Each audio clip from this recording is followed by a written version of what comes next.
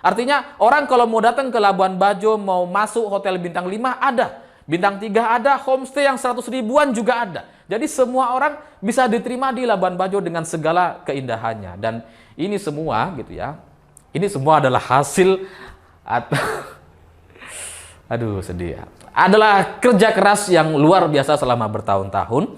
Dan hari ini ketika KTT ASEAN dilaksanakan di Labuan Bajo gitu, bagi saya ini seperti sebuah garis finish.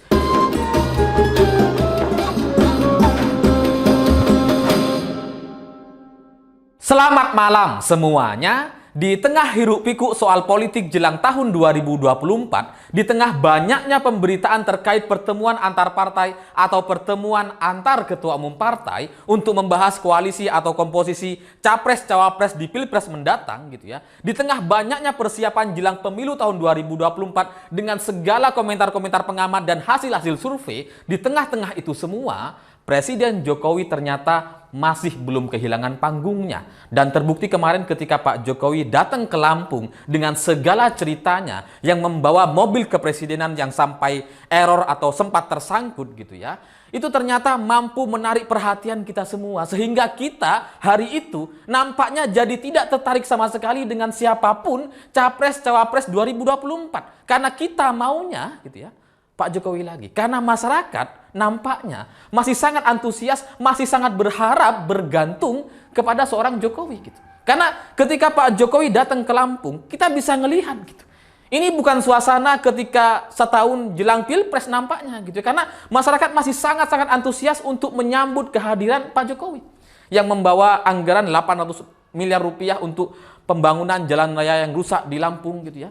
Itu menarik perhatian kita semua. Padahal waktu itu berita-berita terkait koalisi atau pencapresan lagi tinggi-tingginya. Nah, kemarin ternyata masih ada satu lagi, yaitu pembukaan KTT ASEAN yang dilaksanakan di Labuan Bajo. Dan Pak Jokowi kembali menjadi pusat perhatian gitu. Seolah-olah kita jadi lupa tuh. Pilpres 2024 tuh ada apa enggak? Ada. Tapi sebagian kita, saya sangat yakin masih sangat bergantung atau berharap kepada Pak Jokowi lagi gitu. Meskipun secara konstitusi sudah tidak memungkinkan. Karena kalau kita melihat pembukaan KTT ASEAN di Labuan Bajo, ini luar biasa gitu ya. Ini sangat-sangat indah sekali gitu. Dan saya sangat yakin ada banyak orang yang mungkin melihat Labuan Bajo itu di luar perkiraan mereka, di luar ekspektasi mereka. Ini melampaui perkiraan mereka. Ya karena kita tahu di Labuan Bajo dilakukan pembangunan gitu ya, dilakukan banyak perbaikan-perbaikan. Kita tahu, selama bertahun-tahun kita tahu itu. Tapi ketika semalam, ketika kita melihat pembukaan KTT ASEAN, kita nggak habis pikir. Atau sebagian kita mungkin nggak menyangka. Apalagi orang-orang di NTT atau di Labuan Bajo gitu. Mungkin 5 atau 10 tahun yang lalu mereka nggak sempat berimajinasi gitu ya. Untuk melihat tempatnya, pulaunya, menjadi pertemuan antar negara, pertemuan pimpinan negara di ASEAN. Mungkin 10 tahun yang lalu mereka nggak berimajinasi ke sana gitu, nggak kepikiran gitu. Tiba-tiba hari ini pimpinan negara di ASEAN, ya Singapura, Malaysia, Brunei, Kamboja dan sebagainya, itu hadir di Labuan Bajo mewakili masing-masing negaranya. Dan ini adalah sebuah pertemuan akbar yang luar biasa besar gitu ya, yang kita pasti nggak menyangka ternyata bisa dilaksanakan di Labuan Bajo yang 5-10 tahun yang lalu ini bukan apa-apa. Yang masih nggak ada semua nih. Yang kelihatan di kamera ini nggak ada sebelum ini gitu ya.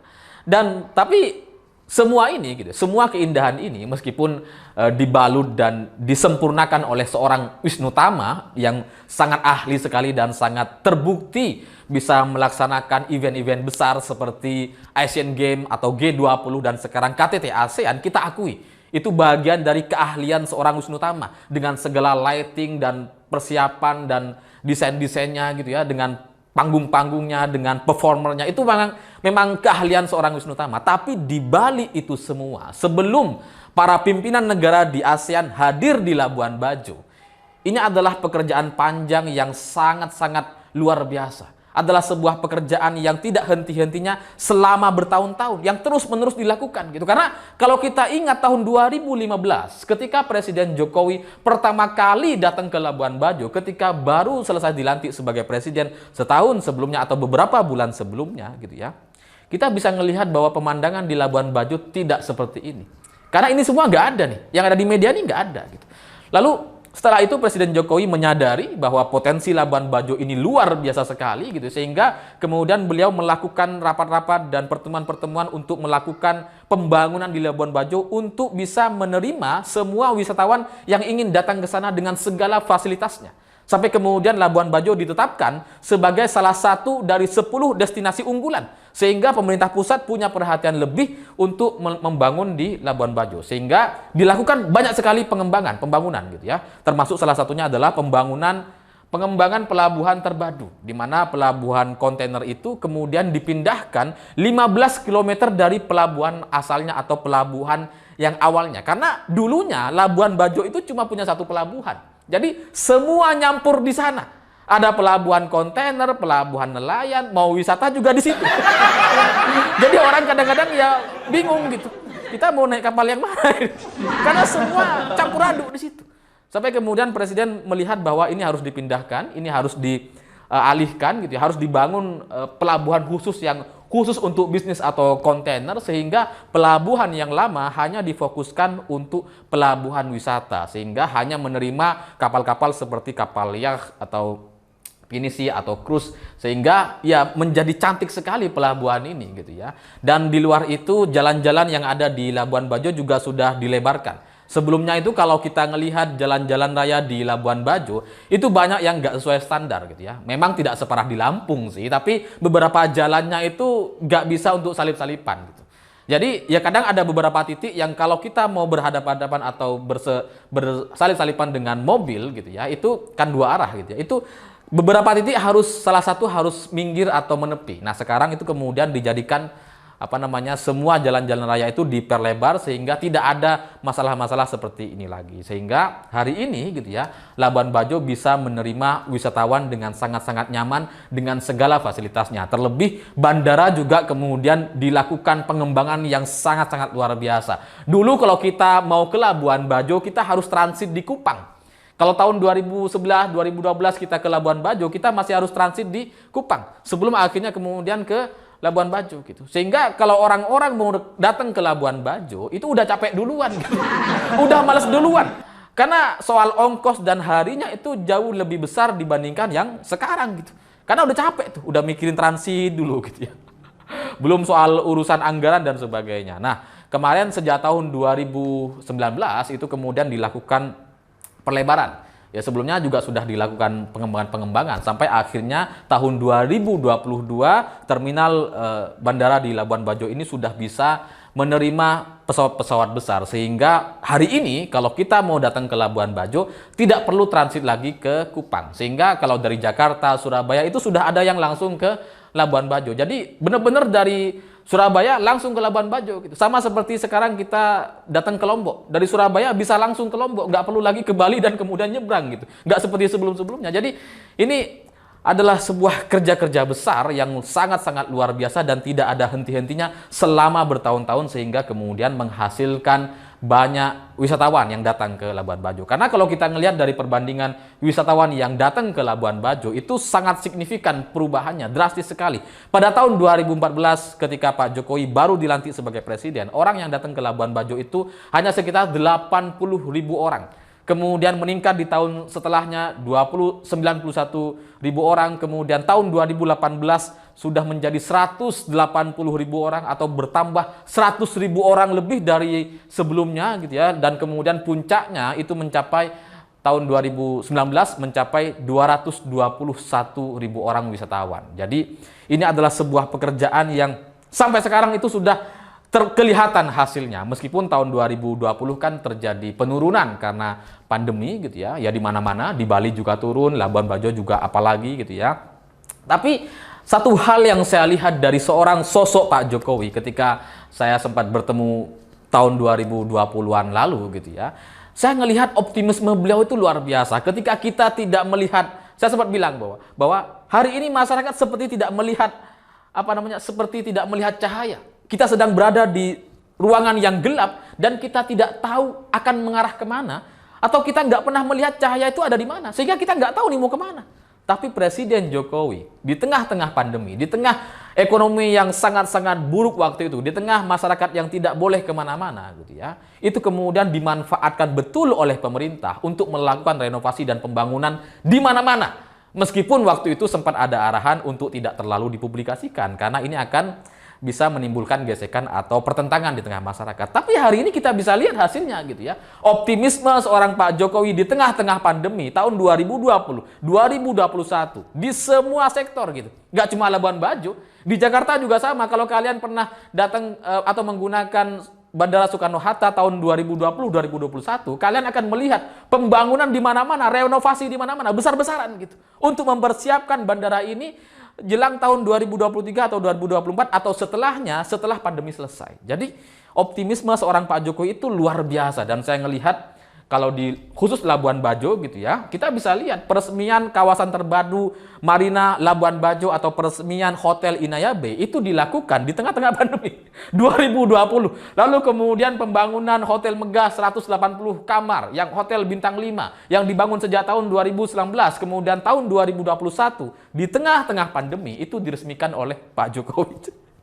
Jadi di tengah-tengah pandemi, di tengah-tengah banyak orang kebingungan, dunia mengalami krisis, gitu ya, Indonesia melakukan pembangunan luar biasa, sehingga hari ini kita bisa melihat di Labuan Bajo setidaknya sudah ada 22 hotel dengan kapasitas 1.156 kamar, dan ini mampu untuk menampung banyaknya wisatawan yang akan datang ke Labuan Bajo. Dan lebih dari itu, yang dibangun tidak hanya hotel, gitu ya, tapi masyarakat-masyarakat atau orang-orang di NTT yang punya rumah, yang punya lahan, atau yang punya homestay, itu diberikan bantuan-bantuan untuk melakukan renovasi. Dan ini strateginya kurang lebih sama seperti yang dilakukan di Lombok. Karena kalau kalian pernah ke Lombok, ketika saya kemarin nonton MotoGP tahun lalu di Lombok, saya juga melihat gitu, menjadi saksi dari banyaknya homestay yang sudah diperbaiki dan kemudian direnovasi oleh biaya pemerintah. Sehingga ini semua disiapkan, gitu ya, Labuan Bajo dan Lombok ini disiapkan untuk menerima semua kelompok atau kalangan wisatawan,